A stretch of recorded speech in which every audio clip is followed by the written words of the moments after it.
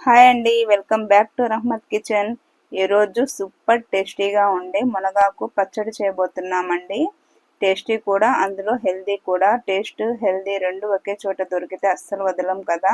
So ఇప్పుడు ప్రాసెస్లోకి వెళ్ళిపోదాము. ఈలోపు నా ఛానల్ని గట్టిగా లైక్ చేయండి, సబ్స్క్రైబ్ చేయండి. మీ ఫ్రెండ్స్ అండ్ ఫ్యామిలీ మెంబర్స్కి షేర్ చేయడం మాత్రం అస్సలు మర్చిపోవద్దు. ఇప్పుడు ఒక ప్యాన్ పెట్టుకొని కొద్దిగా ఆయిల్ వేసుకోవాలి. ఇందులో జీలకర్ర, ఎండుమిర్చి, పల్లీలు, ఒక 2 స్పూన్స్ నువ్వులు వేసుకోవాలి. మీకు గనక పల్లీలు వద్దనుకుంటే కొబ్బరైనా వేసుకోవచ్చు. సో ఇప్పుడు మనము నువ్వులు కూడా వేసి ఒకసారి కలిపేసుకోవాలి. వెల్లుల్లిని మనము ఒక 4 రెబ్బలు తీసుకొని కొంచెం కచ్చా పచ్చాగా దంచి అవి కూడా వేసుకోవాలి. మనకు నువ్వులు అవి మాడకుండా చూసుకోవాలండి, ఎందుకంటే మాడితే చేదొస్తుంది. సో ఇప్పుడు ఒక మీడియం సైజు ఉల్లిపాయను కూడా కట్ చేసి వేసుకోవాలి. ఇప్పుడు మనము ఒకసారి మొత్తం కలిపేసి దీన్ని చల్లారబెట్టుకోవాలండి. ఇప్పుడు మనం అదే ప్యాన్లో మునగాకును శుభ్రంగా కడిగి చిల్లుల గిన్నెలో వేసి నేను వాటర్ పోయే వరకు పెట్టాను. ఇప్పుడు మనము ఈ మునగాకుని నూనెలో వేయించుకోవాలి.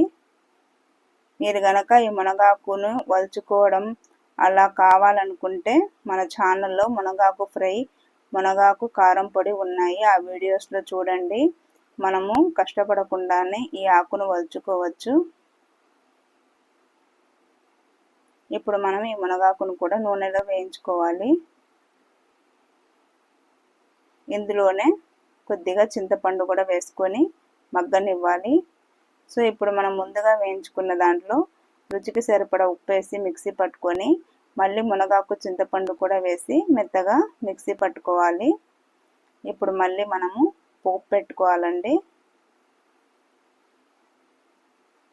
ఇప్పుడు కొద్దిగా ఆయిల్ వేసుకొని ఇందులో ఆవాలు,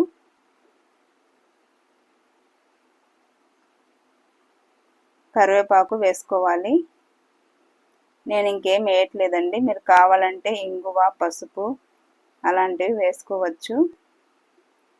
ఎండుమిర్చి, నేను ఆవాలు, కరివేపాకు మాత్రమే వేసి ఇవి చిటపటలాడంగానే నేను స్టవ్ కట్టేస్తున్నాను.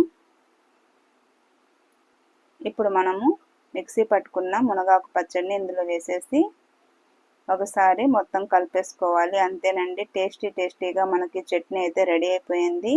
ఇది హెల్త్కి కూడా చాలా మంచిది. మీరు నా ఛానల్ని గట్టిగా లైక్ చేయండి, సబ్స్క్రైబ్ చేయండి. మీ ఫ్రెండ్స్ అండ్ ఫ్యామిలీ మెంబర్స్కి షేర్ చేయండి. బాయ్.